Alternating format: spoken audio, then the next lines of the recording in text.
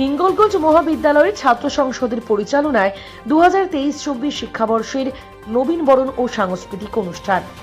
উত্তর চব্বিশ পরগনার বসিরহাটের হিঙ্গলগঞ্জের এই বিদ্যালয়ের জন্মলগ্ন থেকেই অনুষ্ঠিত হয়ে আসছে নবীন বরণ অনুষ্ঠান। এবছরও সেই অনুষ্ঠান অনুষ্ঠিত হলো মঙ্গলবার।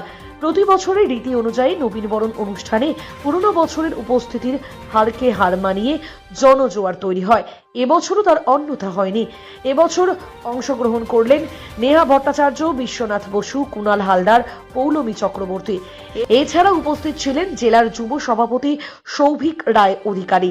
এছাড়া উপস্থিত ছিলেন তৃণমূল ছাত্র পরিষদের সভাপতি অভিষেক মজুমদার, হাসনাবাদ পঞ্চায়েত সমিতির সভাপতি আমিরুল ইসলাম গাজী। এমন একটা উৎসব তারা কলেজের ছাত্র ছাত্রী বন্ধু তাদের জন্য, যে সারা বছর এই দিনটার জন্য সাধারণ ছাত্রছাত্রীরা অপেক্ষা করে থাকে, যে নবীন বরণের মাধ্যমে সামাজিক সাংস্কৃতিক অনুষ্ঠানের মাধ্যমে কবে তারা একত্রিত হবে। হিঙ্গলগঞ্জ কলেজ একটা প্রথিতযশা কলেজ আমাদের জেলার। প্রতি বছর তারা সুনামের সহিত এই অনুষ্ঠানটা করে থাকে। এক বছর আরেক বছরকে ছাপিয়ে যায়। এবছরও তার ব্যতিক্রম হয়নি। হাজার হাজার ছাত্রছাত্রীর যে এই উন্মাদনা উচ্ছ্বাস